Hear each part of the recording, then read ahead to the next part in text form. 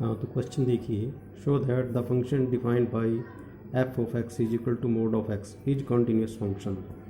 तो सबसे पहले हम इस फंक्शन को रीडिफाइन कर लेते हैं, यानी कि f of x is equal to mod x है, इसको रीडिफाइन कर लेते हैं जी और एच में।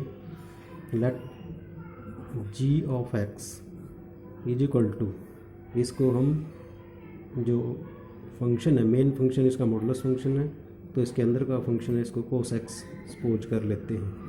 ठीक है, तो आप देखिए इसका जो डोमेन ऑफ जी है वो ऑल रियल है। ठीक है, इसी तरह से यहाँ पर एच फंक्शन को डिफाइन कर लेते हैं, h of x is equal to mod of x. ठीक है, और यहाँ पर इसका डोमेन ऑल रियल है, इसका भी ऑल रियल है। आई बात समझ में? अब फंक्शन है जो हम इसका बना लेते हैं, h of x, h of g of x is equal to h of g of x के इक्वल होता है।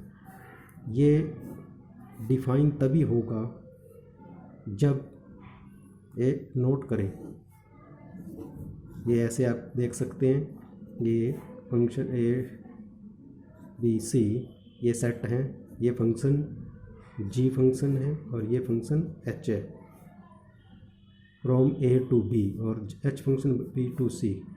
और ये फंक्शन डिफाइन तभी होगा जब रेंज ऑफ जी, ठीक है, तो range of g function, range of g आप यहाँ देखिए, इसका रियल पॉजिटिव आएगा, range of g, range of g, यहाँ आप एक बार लिख दें, range of g subset of domain of h function, domain of h. और यहाँ पर डोमेन ऑफ एच है, आपने पहले ही नोट किया हुआ है, domain of H, domain of h function है वो रियल है, तो यस ये इसका सबसेट है, तो ये डिफाइन है।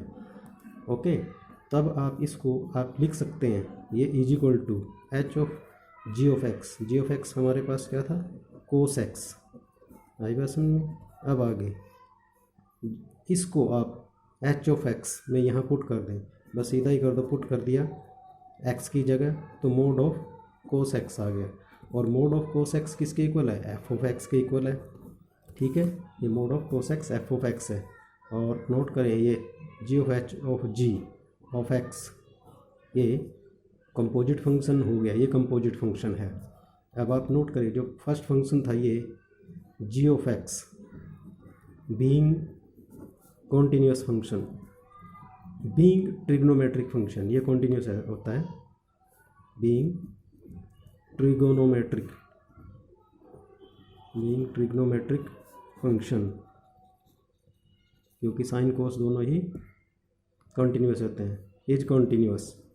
ओके, कोस एक्स कॉन्टीन्यूस होता है। इसी तरह से एच ऑफ एक्स, ये being modulus function, being modulus function is continuous, ये भी कॉन्टीन्यूस है। जब दोनों ही कॉन्टीन्यूस है तो देयरफॉर जो कंपोजिट फंक्शन है, composite function F of x is also continuous, तो ये भी कॉन्टीन्यूस है। तो इस तरह से ये फंक्शन कॉन्टीन्यूस प्रूव हो गया। ठीक है, ऐसे ही हम एक क्वेश्चन और कर सकते हैं, ये क्वेश्चन नंबर 33 है, और इसमें ये दिया हुआ है, prove that f of x is equal to sine mod of x. ठीक है, इसको भी हमने कॉन्टीन्यूस प्रूव करना है, तो आप इसको भी दोबारा से रीडिफाइन कर लें, यानी कि पोज कर लें, let g of x is equal to, हम मोड एक्स लिख सकते हैं। ठीक है, और इसका ये डोमेन ऑफ जी है, ऑल रियल है। ठीक है, और यहाँ पर जो एच ऑफ एक्स है, एच ऑफ एक्स, और ये आ जाएगा मेन फंक्शन साइन एक्स है, तो ये साइन एक्स आ गया। साइन एक्स का डोमेन तो ले हम एच का, वही ऑल रियल है।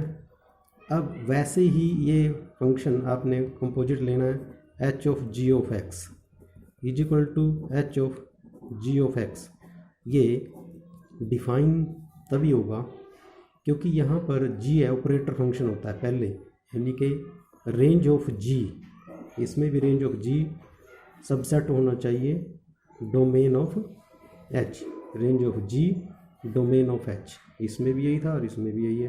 तो आप यहाँ पर रेंज ऑफ जी फंक्शन हमारे पास ये, तो रेंज ऑफ जी फंक्शन है जो ये आर पॉजिटिव रह गया, ठीक है, रेंज ऑफ जी फंक्शन, और डोमेन ऑफ एच, और डोमेन ऑफ एच है हमने ये पहले से लिखा हुआ है, ठीक है, इसलिए ये सबसेट हो गया, ये डिफाइन हो गया।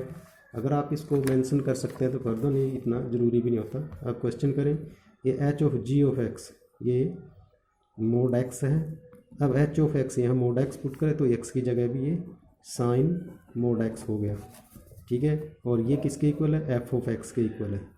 तो आपने सेम इसके अंदर वही कंडीशन आपने बतानी है, क्या कि ये मॉडुलस फंक्शन है, g of x is equal to x है, बीइंग मॉडुलस फंक्शन आप लिख देना, बीइंग मॉडुलस, ये मॉडुलस फंक्शन है, ठीक है, मैं थोड़ा शॉर्ट में लिख रहा हूँ, बीइंग मॉडुलस फंक्शन, और एच ऑफ एक्स हमारे पास साइन है, तो साइन एक्स ये भी ट्रिग्नोमेट्रिक फंक्शन कॉन्टीन्यूस ही होता है, ये दोनों ही कॉन्टीन्यूस फंक्शन है, मैं डायरेक्ट लिखता हूँ और कॉन्टीन्यूस फंक्शन, और कॉन्टीन्यूस फंक्शंस, जब ये दोनों कॉन्टीन्यूस फंक्शन है, अगर एच और g both are continuous function, then h of g यानी कंपोजिट फंक्शन भी कॉन्टीन्यूस होता है, ये कंडीशन होती है।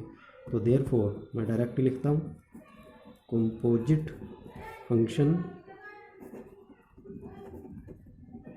F of x is also continuous,